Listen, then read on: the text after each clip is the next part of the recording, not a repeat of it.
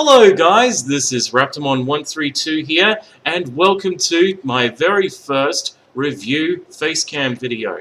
And before I begin, look at that, wearing the Raid Raptor icon shirt. So you know that I am in a bit of a mood like this tonight. So, I'm going to do a review on a certain thing. But before I begin, I have a question to ask you all. Do you like fan fiction? If so, then you and I share something in common. And in my view, I love fan fiction. Like, there is not a time where I would go browsing around on the net or on YouTube and look up fan fiction of various things, like My Little Pony, Friendship is Magic, Star Wars, Yu-Gi-Oh!, Pokémon, Digimon, Dragon Ball Z, the lists go on. But recently, actually for a while, I have been watching a certain fan fiction that that, in my view, is the best, one of the best I've ever seen. And what is it? Well, I'll tell you. That ever since the late 90s. I was and I still am a fan of Pokemon. And like I remember my very first Pokemon game I bought, that I received, and that was the very first one, Pokemon Blue version on Game Boy. And I was addicted to it. And when I watched the animated series, I loved it. I grew up with Ash Ketchum, watching his adventures in the Pokemon world. That was amazing. But anyway, so recently for a while, I have been watching this fan fiction that is, in my view, probably one of the best I've ever seen. Which is what I'm going to review today. The fan fiction I am going to review today is Pokémon Manifest Heart. Now, to all of you who don't know what Manifest Heart is, Pokémon Manifest Heart is a fan fiction series that is recently animated by YouTube animator Ruby of Blue. And this animated series he animates it and brings it to life with his animation skills. And it is amazing. Now, what is the series about? What is the series about? Well, I'll tell you, but I should warn you, to those who haven't seen Pokémon Manifest Heart, that this may contain spoilers, so spoiler alert. Well, with that being said, and if you don't like spoilers, I suggest you click off this video right now. Right, so now that you've been warned, let's start, shall we? So basically, what the series is about. The series is set in the Hoenn region, and it is set on the main character known as Calvin Fayette, a young boy from the main town of I've forgotten what the name of the town is, but it's the town you start off in Pokemon Ruby, Sapphire, and Emerald.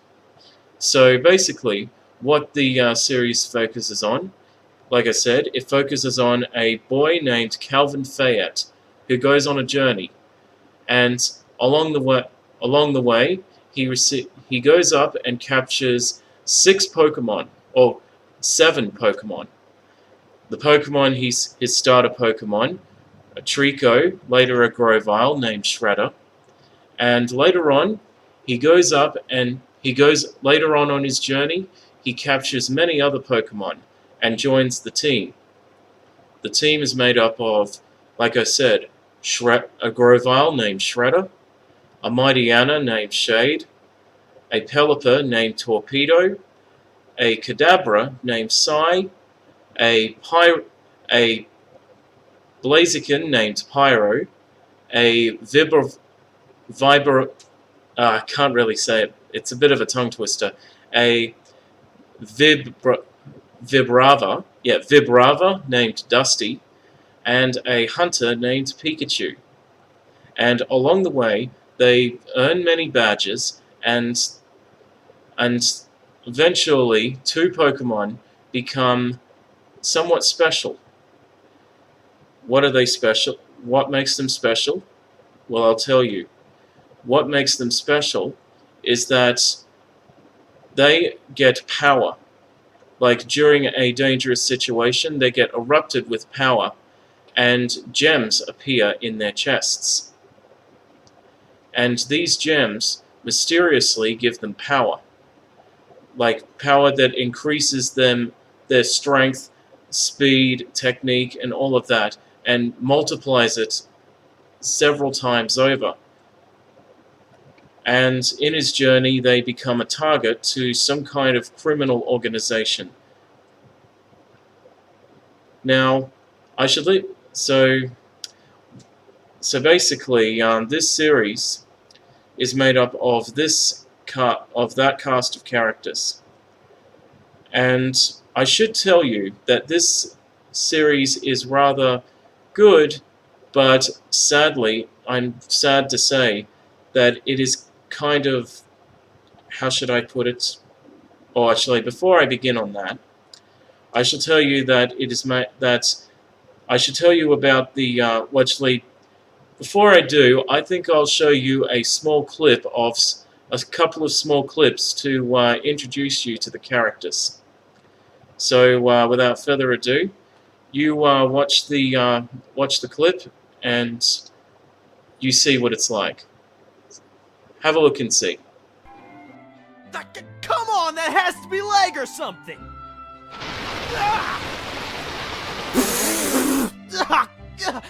Was that even necessary? Pyro, shut up! Very civil. Civil? Torpedo, you just ruined Cal's couch. But it ain't my fault Pyro can't shut his mouth. Come on, stop. We're all friends here. Where is Cal anyway? I've not seen him since last night. And my parents. I believe them and Cal's sister-in-law, Rachel, left for Little Root Town this morning to Professor Birch's lab, was it? Why's that? Probably to find out what those things are, stuck in Shredder and Shade's chests. Or how they can speak human now. Or how we can all speak human now.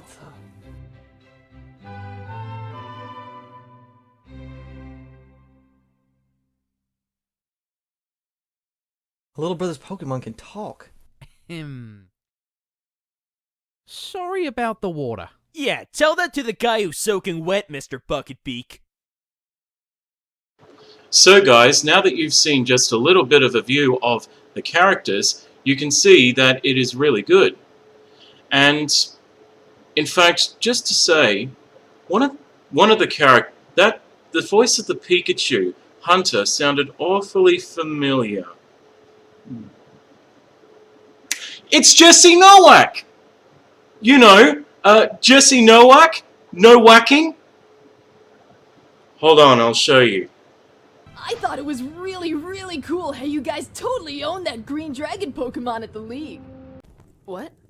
Oh, nah, man, she's cool. I mean, yeah, she can get kinda snooty now and then, but what can you do? It's all good. I'm serious! You guys were flying all over the place! Dad shot laser beams like pew pew, and you were like an arrow, and then I was all... Know who she is now? Good. So, all you bronies and Pegasisters out there would actually know who Jesse Nowak is. And personally, just between you and me, I think it is wonderful. I think it's just wonderful that Ruby of Blue was able to hire someone like Jessica Nowak to voice in his series. Yeah.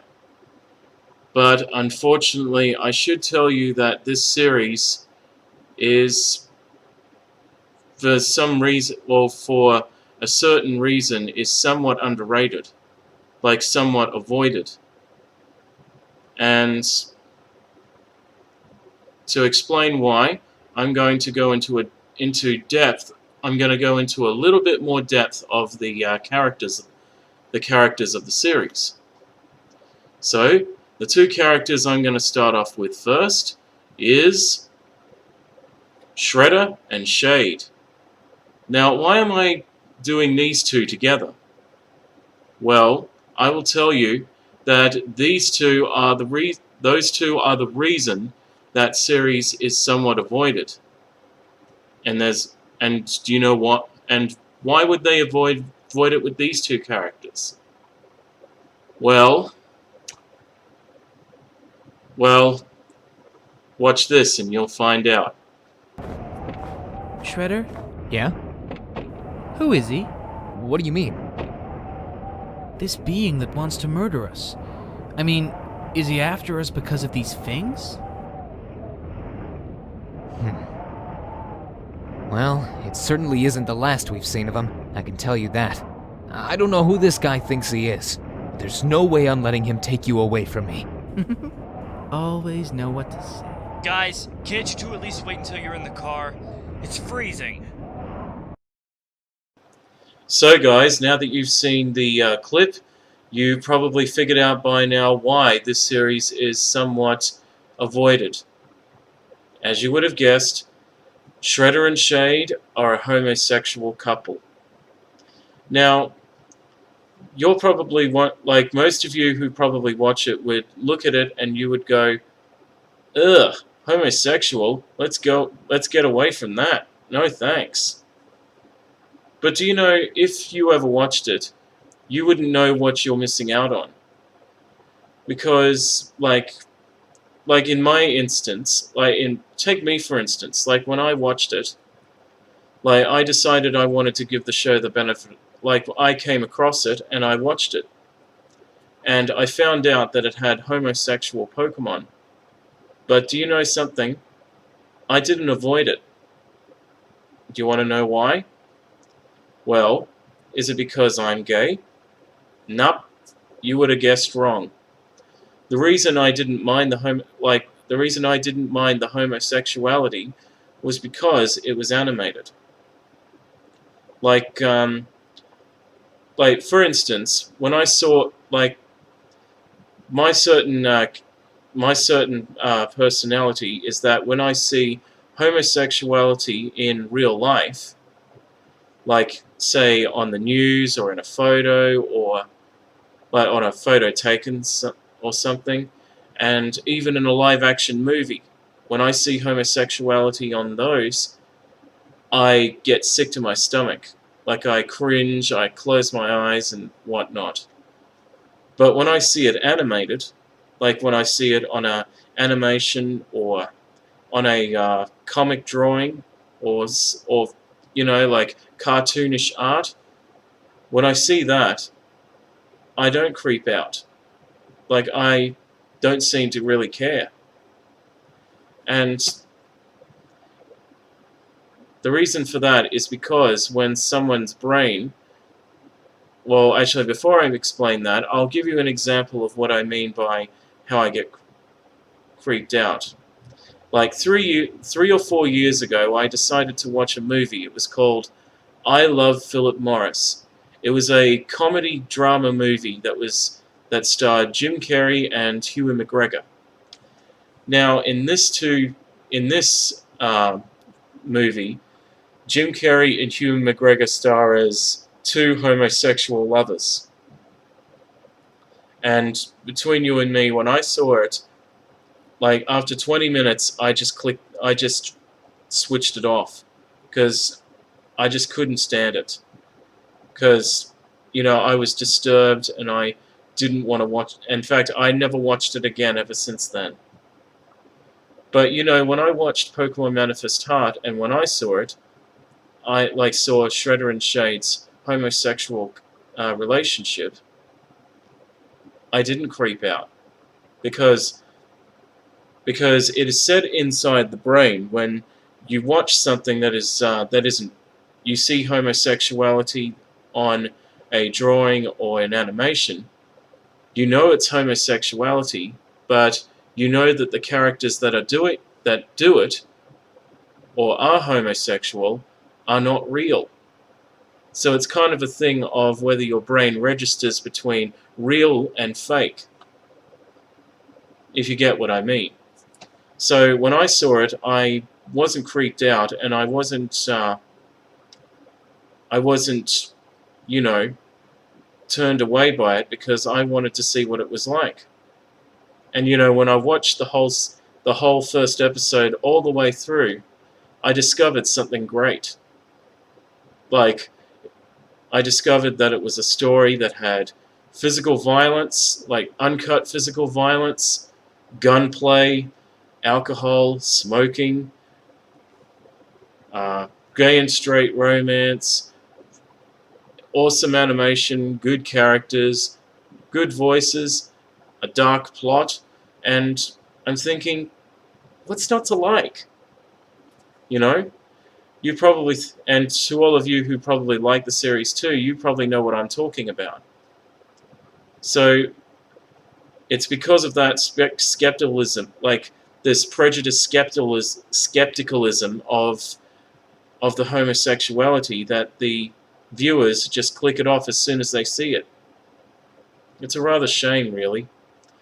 But do you know, personally, I should even add to the my thoughts on the homosexuality relationship between Shade and Shredder, is that I'm not offended. Like, I find it very, very interesting to have two heroes that are,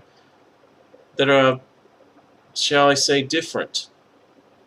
You know, I find it very interesting for two heroes that are to be gay for a change.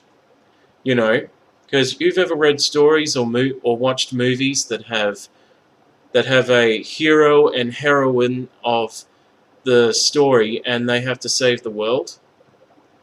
Well, Shade and Shredder in this series, like when Ruby of Blue created the series, he kind of decided to bend out of the way of the stereotype hero and heroine type, and he decided to make it a gay couple instead of a straight couple.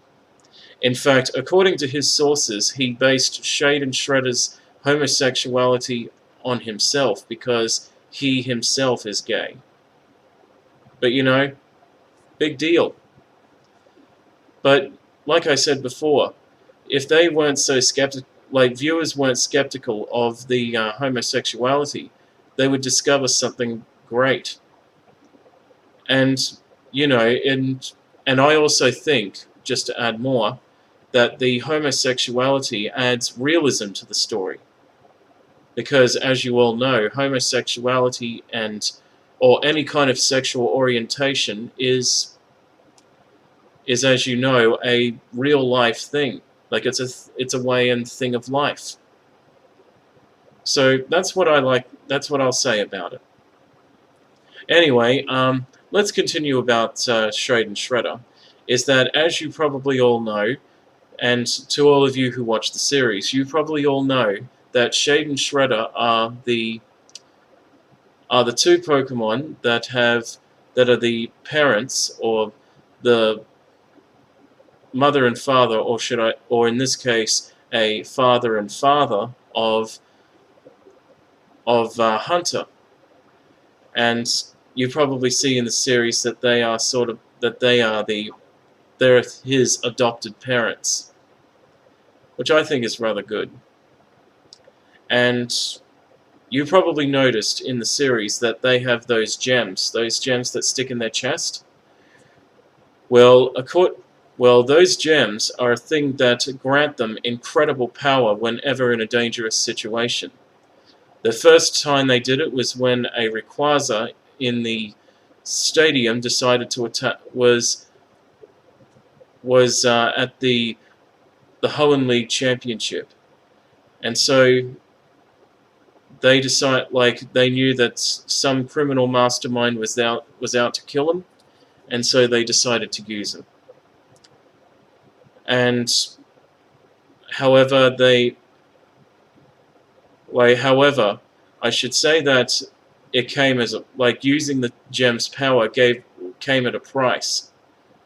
The gem's power, whenever they used them, it corrupted them and made them very violent and instinct prone, becoming unable to control their actions. However, when the Rayquaza, a legendary Pokemon, entered the stadium sent by this person to kill them, some criminal mastermind to kill him, they decided to use the gems. However, this time they were able to control the gems and they were able to take down a legendary. Quite impressive. Which kind of caused Calvin, their trainer, to be disqualified. But the power of the gems didn't just give them power, but soon afterwards something else happened that you probably noticed in the few of the clips that I showed you, that the Pokemon speak human talk. Well, that's also part of the gem, is that it gives them the ability to speak human speech. You know, kind of like Meowth in Pokemon. Like, you know how Meowth talks human talk? Well, it's kind of like that. And I wouldn't be surprised if Ruby or Blue based it on that. Anyway, in the next episode, they use the they use the gems again. However, this time Ruby or Blue decided to do a bit more tinkering with his animation, and he decided to show off what they do. In fact, I'm going to show you guys a clip from episode 2 to show you what the gems are like when they possess their bodies. Have a look and see.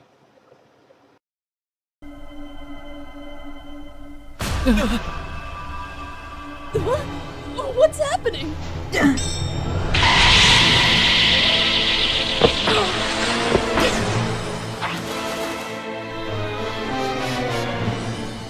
Papa? What's going on? Look out!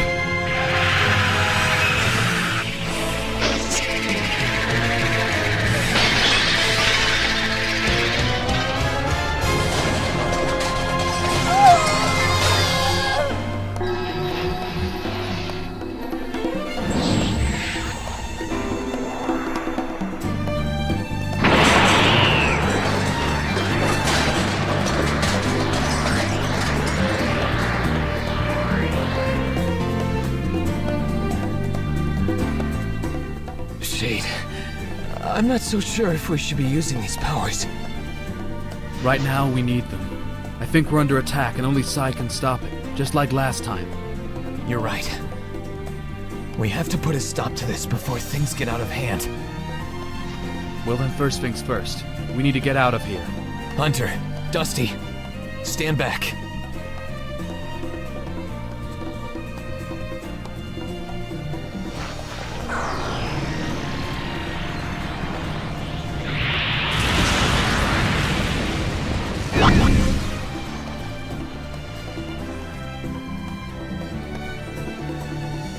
Let's go. It isn't safe here. Hold on a minute. Shade, something is different about him. In all the commotion, I almost missed it, but come to think of it, he changed at that time back in the League too. Just for a short while his gem was active. Is it just my imagination, or is that gem...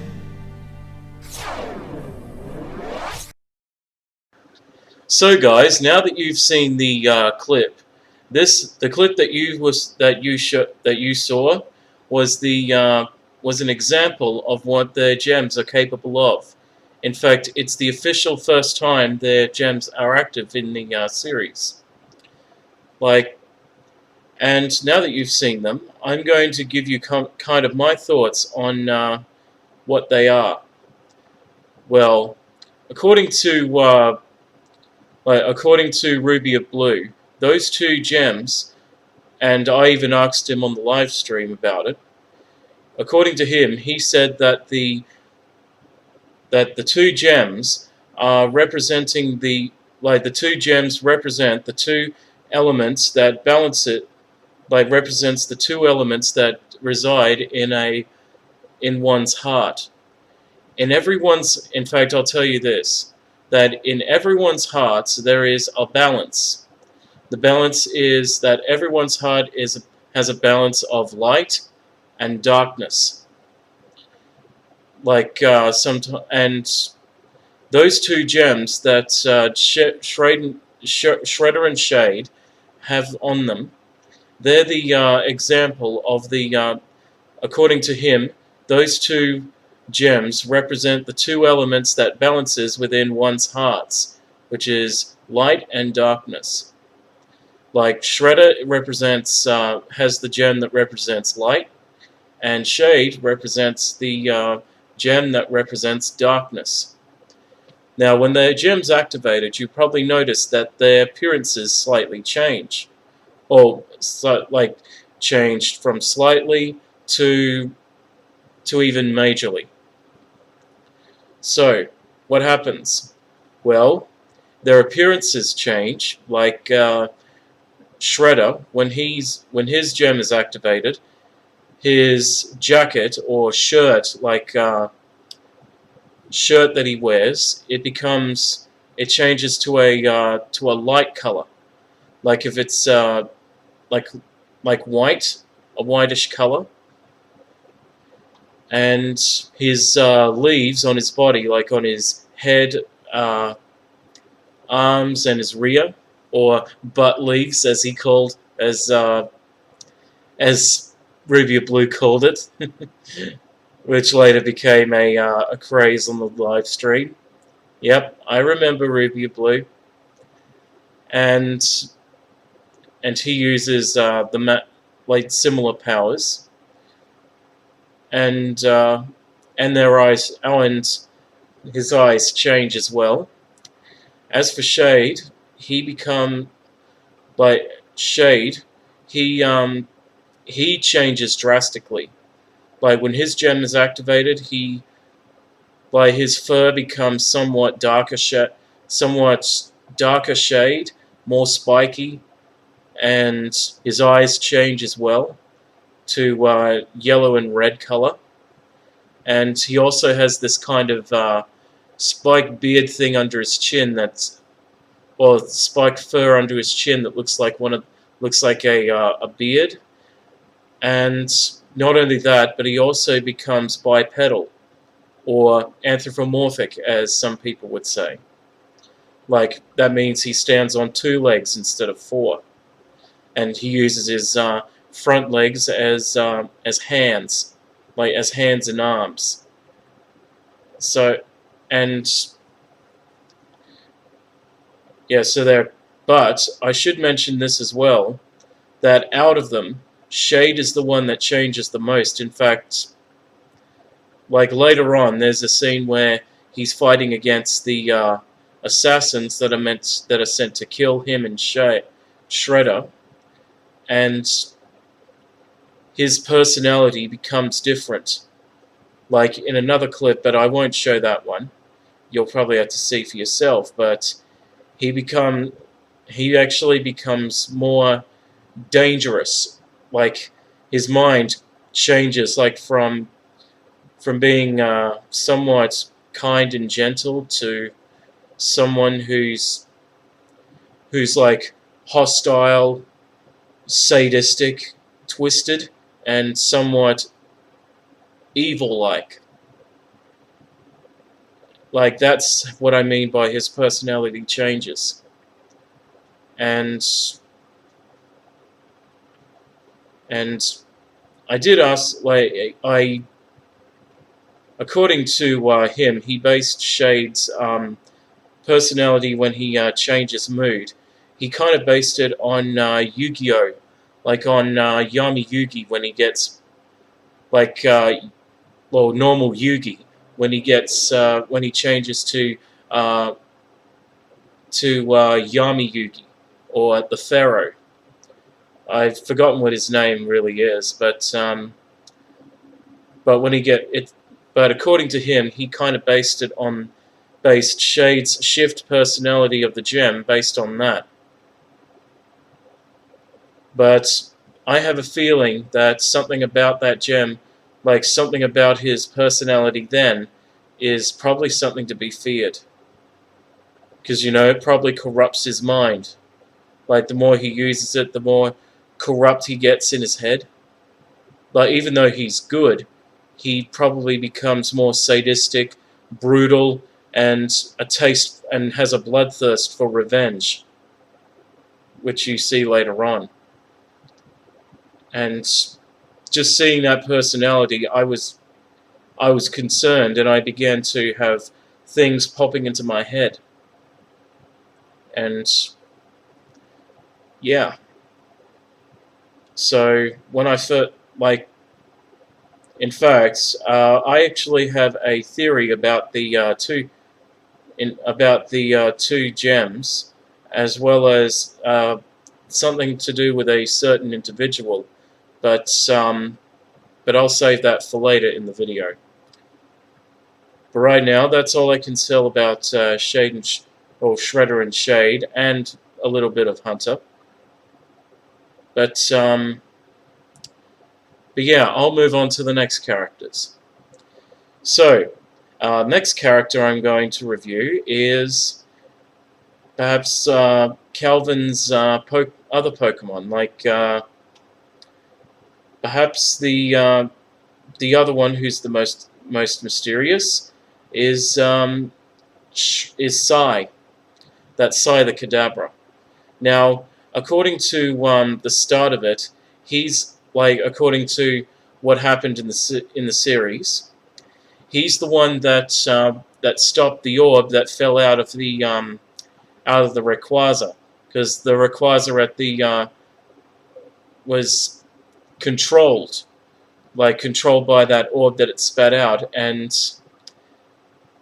Psy, with his powers, he managed to destroy it, with his mysterious power, which if you've never seen the first episode, he does this movement and goes, Manifest Heart! And destroyed it.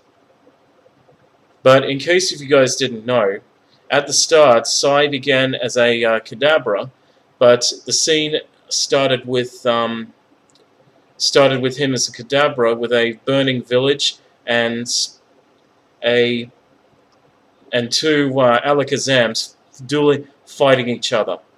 In fact, one of them was Psy's father, while the other one I don't know, but he was probably either the brother of the Kadabra, the Alakazam, or maybe a Royal Vizier. I don't really know, but in fact, that's actually part of the theory, which I will get to that later. But yeah. So anyway, next character I'm going to talk a little bit about is the Vibrava, which is Dusty. Now, Dusty, he's somewhat of a he's considered as the second youngest of the group, and he's like he's sort of like a little bit of a smart ass, and he's somewhat of a kind of like a kid that kind of gives the kind that's, or in fact he's sort of like a little, like a big brother to Hunter. In fact, those two kind of do mischief together. Like Dusty always tries to leads Hunter in a stray. Like in the last episode, that was episode 2. He was the one that he wanted to go exploring, but Hunter, he was saying no, we should go back to the room, and then he was he convinced him to try and go. But I think it was, but in a way, sorry, I'm moving a little forward. But in that instant, when they were exploring, they hit the buffet, hit the all-you-can-eat buffet, and they, stuffing their faces and all of that, on Gua's watching, which I thought was a pretty funny scene. And I kind of thought that they were going to, get into serious shit because Shay, like Shredder and Shay, told them to go back to the room, and that was, in fact, when I saw them in the next episode when they were, well, in the next part when they found them at the restaurant. Oh, excuse me. Like when they found them at the restaurant, they decided they were like, well, actually, yeah. But in a sense, they caught them, and at first I thought they were going to give them a real telling off, but unfortunately they didn't have time to do that. And well, Shade, he wasn't fooled. Like he kind of, like at the start when he said go straight to the room, and he gives this look like I hope he doesn't lead, like a look that he knew that Dusty was going to most likely lead Hunter astray, because as some people had probably expected, Dusty is somewhat of a bit of a bad example for or a bad role model for Dusty. I mean, Dusty is a bad role model for Hunter. So yeah.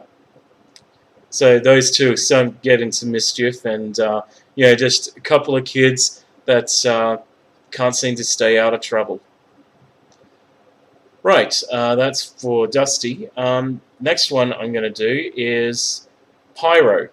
Now Pyro is the Blaziken, and this guy, I have to say, he's somewhat of a guy that wants to that always looking for a fight. Like he's cool attitude and loves playing video games, and always wants a fight. Like always looking for a battle whenever he can. In fact, according to the live stream that the 6.5 live stream that he did, he said that he based Pyro on. Oh, excuse me. Oh, excuse me again. Anyway, he based Pyro's personality on the character Knuckles the Echidna. Because, as you probably know, Ruby of Blue is not only a fan of Yu-Gi-Oh, but he's also a fan of Sonic the Hedgehog. And, in fact, coincidentally, he based his animation, he based it on the Yu-Gi-Oh series, in case you guys don't know the difference, because he's a major Yu-Gi-Oh fan. But anyway, when I first saw Pyro, I kind of thought that he based him on the Dragon Ball Z character Yamcha. In fact, being a Dragon Ball Z fan like myself, I kind of know I kind of know the character Yamcha, and I can see similar I can see remarkably similar personality traits to Pyro to Yamcha, more than Pyro to Knuckles. Like even though Ruby or Blue said that he doesn't watch Dragon Ball Z, I still think that he more resembles Yamcha than Knuckles. But yeah, Pyro, he's he's sort of a in fact he's one of the he's one of a characters that are somewhat of a comic relief, which I'll like a comic duo with someone else, which I'll get to that right now, because anyway, the next character I'll do is Torpedo. Now, Torpedo is a rather interesting character. Torpedo is a character that he's a Pelipper that's part of Kelvin's team, and he's considered probably the worst battler because in the first part of the second episode, he said that Pyro told them that he completely sucks during the Hoenn League. So, but it's a common thing because Pelipper is one of the is considered by many to be the worst Pokemon of choice. But that's probably just others' opinion. But I wouldn't be surprised if he probably based it on that theory. But what makes and he's like Torpedo's character. I have to say that during the course of the series, or only 3 episodes so far. Or sorry, 3 episodes so far. He's the character that he's somewhat of a comic. He's sort of like a comedic duo with a comic relief duo with Pyro. You know, like, in fact, coincidentally, they're the complete. If you thought about it, Pyro and Torpedo represent the 2 Pokemon types that are weak against each other. Like Pyro being a Blaziken, which is fire and fighting type, while Torpedo being a water and flying type. See the difference? Yeah, so the opposite kind of thing. But yeah, he's somewhat of a the one that tries to get Pyro out of trouble, but somewhat being a comic relief duo. And I should also mention but he does have a bit of a wisdom side to him, because and he's also considered the oldest, but I think he's the second oldest. I think Sai is the oldest, but he also has a role model to Hunter, in the first episode. He's known for putting Hunter to bed, but I have a feeling that he's somewhat of a uncle role to uncle role model to Hunter. As for but I'll have to tell you this: what stands out from Torpedo's character the most is his accent, because he speaks with an Aussie accent. You're like, "G'day, mates, how you going?" Kind of like that. In fact, you probably noticed that I have a little bit of an Aussie accent myself, because, well, believe it or not, I'm Australian. But yeah, but I asked Rubia Blue about that, on the live stream.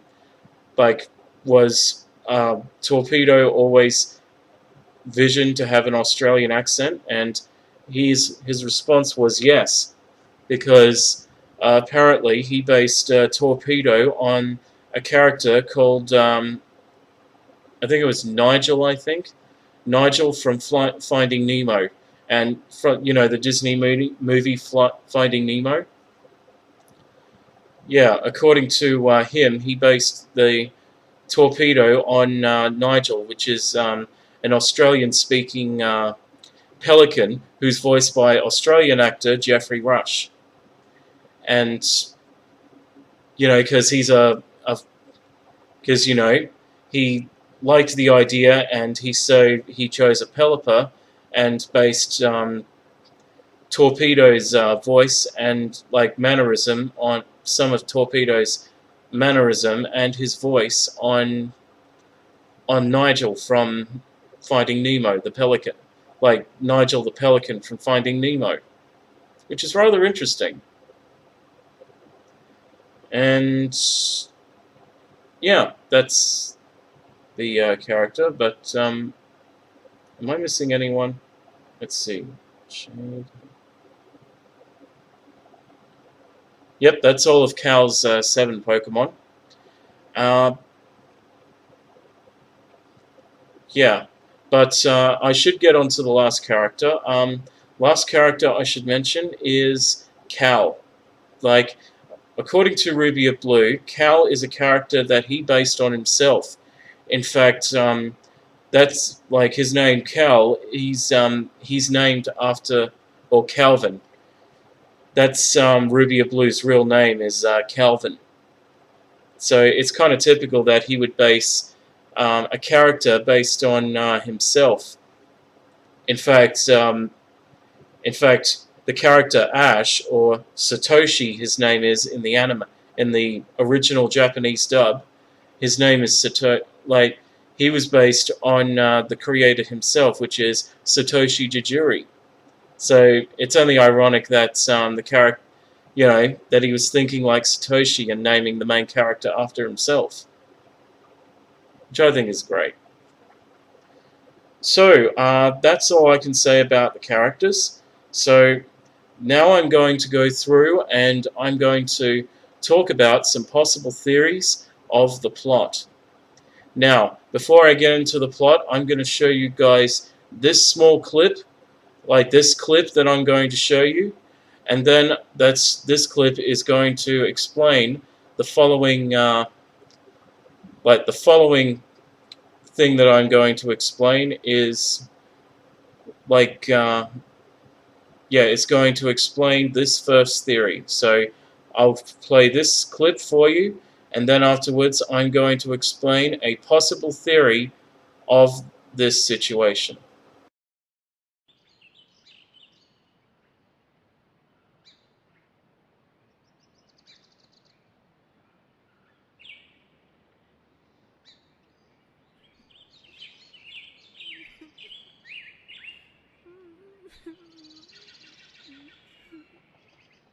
Hey, Shade, is it?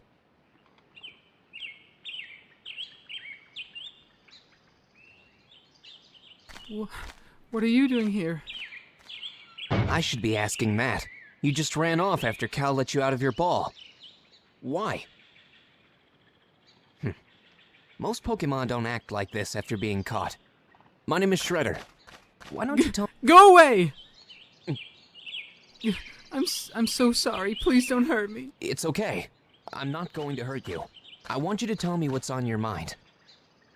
Well, if you really want to know, I used to have a different trainer. Are you sure you want to hear this? Yes, please. Okay then. I used to have a different trainer. One who wasn't very nice at all. He had a really short temper. He punished us a few times for losing battles. Recently, he saw me sort of expressing myself with another Pokemon. He kicked it off of me, hurting it really bad, and I told the Pokemon to run away, and I attacked him.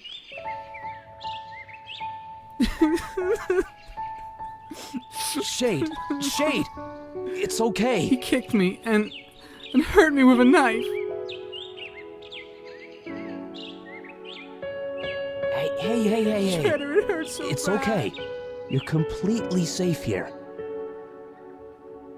I can't believe I attacked my own trainer. But he was gonna hurt the other Pokemon. I don't understand why that person would— So guys, now that you've seen that scene, I am now going to explain the first possible theory of this video. Now, I have a possible theory. The theory that I'm going to talk about, or the first one, is to involve with that scene. Now, the theory that I'm going to talk about is what happened to Shade's trainer. Now, here's what I'm going to tell, is that in the scene where Shade and Shredder are talking to each other, Shade specifically says that he was expressing himself with another Pokemon, which means, or that. But you get what I mean. So in that, he said that his old trainer, who was abusive and horrible to him. He said that he caught him doing, like, doing something with another Pokemon, which, if you know by those gestures that I did, you know what I'm talking about. But in that, he said that he had injured the Pokemon, and he told them to run away, and then he said, I attacked him. He said that he attacked him, and during that attack, he hurt him with a knife, and that's all you hear of it. Now, here's what I'm going to say about that theory. Well, my theory is to what happened to Shade's original trainer is that Shade had killed his own trainer. Yep, you heard me right. Shade killed him. Now, why do I believe that? Well, there are two explanations to why I believe that. The reason that I believe that, explanation number one is that when on the live stream, when I asked Ruby of Blue whether or not we were going to see Shade's old trainer, and if there was going to be an episode where Shade would encounter him, Shade would recognize him, and then he would, try to face him and bring him to justice and whatnot. But according to Ruby of Blue, he said no, because he did say that there's going to be a episode where they show flashbacks of Shade's past and possibly his old trainer. So I'm going to go with that. I'm going to say that he most likely was killed. But that's explanation number one. Explanation number two. Well, I believe explanation number two to why do I think Shade killed his trainer is because of how he said it. Because if you say in the scene, that you saw previously, he said, like, how he described how he was hesitant to say what he did, and how he said that he told the Pokemon to run away, and then he hesitated and said, I attacked him. Just the emotion, and then afterwards, Shredder shows his face has a oh my god, really? And that was like a shocked expression, like, oh my god, really? And then he began to cry. Now, the reason this to me sounds like he killed him is because of the way he said the emotion in his voice. How he said, in his distressed way, he said, I attacked him, and then afterwards he said, I can't believe I attacked my own trainer. And that has led me to believe that he most likely killed his own trainer. Now, this might be pushing too far. It might not be, but there's actually theories there are incidents when somebody who's been abused by a family member or somebody, and how they get so enraged that they attack them and unintentionally kill them. And there are incidents when whether or not they were bad, they feel emotion, like whether they meant to kill them or not, they feel somewhat emotionally distressed at what they had done. So that makes me to believe that Shade most likely killed his own trainer. And there's also proof that he did, and there's also evidence to think that he most likely remembered everything he did, because in the last part of in the first part of episode 3, there's an instance where Shade is like when he's corrupt, when he's activating the gem that's in his chest, he becomes sadistic and merciless and, scary, and, and a thirst for revenge. So this makes me to believe that he most likely killed him, like probably with probably with a powerful attack, or whether he savagely attacked him and ended up killing him in the process, or the other alternative is that he probably attacked him and probably unintentionally killed him when he tripped over, or probably, suffered a blow to the head, or fallen off a cliff or some other high place and probably killed him. But I guess we'll probably find out. But if you have emotion, and if you if you have emotion, and if you kill someone, and if you attack someone, whether they were abusive or not, and then show signs of deep regret for doing it, that if you just attack them and then have severe trauma for doing that, that makes no sense to me. However, I could be wrong, but yeah, this is the reason why I believe that Shade most likely killed his own trainer. So that's probably why. That's the first. So that's the first theory. Now, the second theory is that it has something to do with the gems and Sai's past. Now, if you remember in episode 1, part 1 of episode 1, there's a scene where Sai is a young Pokemon, like a young Abra, and his father, who's a Alakazam, fighting against this other Alakazam, and then all of a sudden he gets blasted and gets sent somewhere. Now, and as for the gems, in fact, this has something to do with the gems. So here's what I believe is, this is the second theory to what these gems are, and what Sai has something to do with it.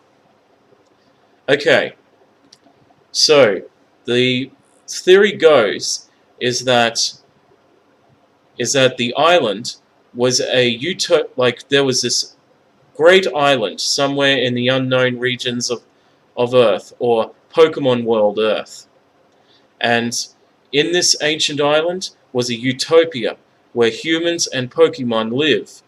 And these Pokemon were different because these Pokemon gained strange abilities. Like they could use attacks, like they could train themselves and learn powerful attacks that are greater than usual, use some kind of magic, and even gain the ability to talk like humans. Now, what does this have anything to do with Shade and Shredder? Well, what it has to do is, this is a note, this is only a hypothetical. Now, the hypothetical goes is that on this island something happened. What happened was that there was a war between the forces of good and evil on that utopia. And to help maintain the balance, this island contained two warriors who helped to maintain the balance of good and evil within the two elements that balances within someone's heart, that are light and darkness.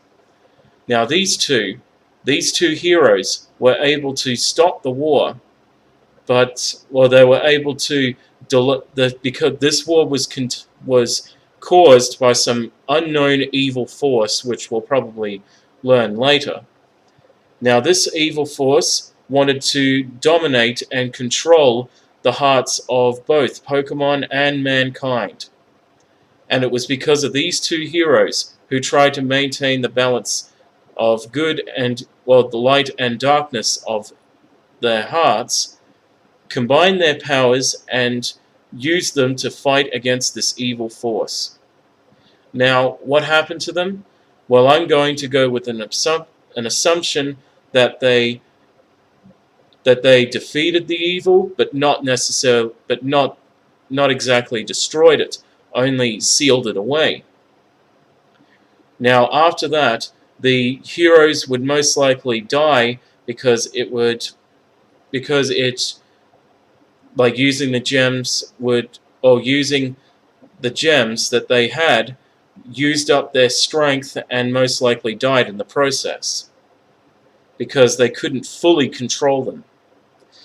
But before they left a prophecy, and the prophecy said, this is a hypothetical, that the prophecy said that it would choose that a Pokemon from their world would go out and it would leave their world, and this world, and when they awoke, like when they would encounter, then the Pokemon that is from the Utopia would go out into the world, and when they do, the gems would call to them and choose two individuals whose heart and souls were truly connected to one another, or in this case, a loving couple.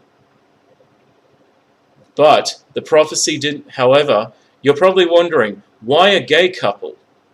Well, the thing is that homosexuality is considered a thing of nature, and, because love is love. But what makes it, but I guess you know the detail, but the thing is, it chooses two individuals whose heart and souls are truly connected and intertwined with one another, and truly devoted, or in this case, a loving couple. So it said a loving couple, but it didn't specifically say what kind. So it could be lesbian, or straight, or even homosexual, or even interspecies.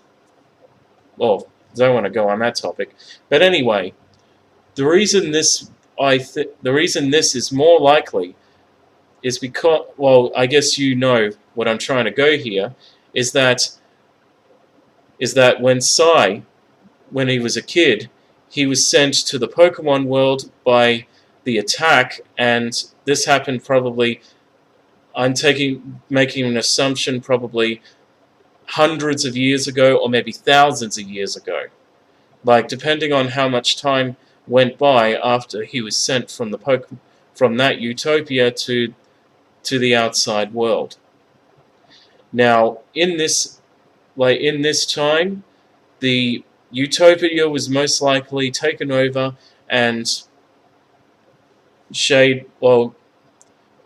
most likely came out, and as he wandered, he found himself he lost his memory, of course, because he has no recollection of his past. However, he does have strange dreams about it. Now, what does Sai have anything to do with it?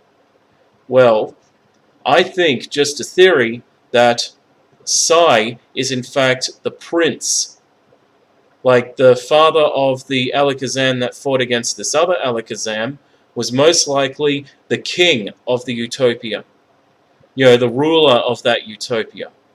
And that battle was most likely a battle between another Alakazam, when I'm going to make an assumption that it was probably a family member of Sai's, most likely his uncle.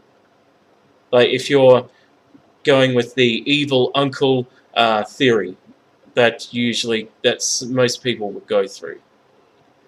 So in that, I would say that Shade's uncle, but I could be wrong, but I could say his uncle, most likely tried to seize control of the the Utopia, and probably used the power of that gem, of those 2 gems, for his own. But little did he know when he attacked, Sai as a child, he unintentionally sent him and the gems along with Sai, because the gems most likely were inherited to Sai, but not physically inherited, probably mystically inherited. So I'm going to say that when he did, he met the loving couple, which was Shredder and Shade, and those 2 became the chosen ones of the prophecy. And with the power of those gems, they most likely would use the power of the gems to restore peace and destroy the evil force that the previous heroes could not. But this Alakazam that attacked Sai's father most likely defeated Sai's father, and is now the unofficial ruler. Taken the throne by force, and by the time he found out that he would soon put it together that Sai was inherited with the prophecy of the gems, but by that time it was too late. And so then he would corrupt humans from possibly the outside world, or maybe from the Utopia, and he would send them to try and do his evil bidding to destroy them before they could fulfill the prophecy. So, and while they did that, that's the most reason. And the Rayquaza that attacked in the Pokemon competition was most likely a legendary Pokemon that most likely the assassins most likely got,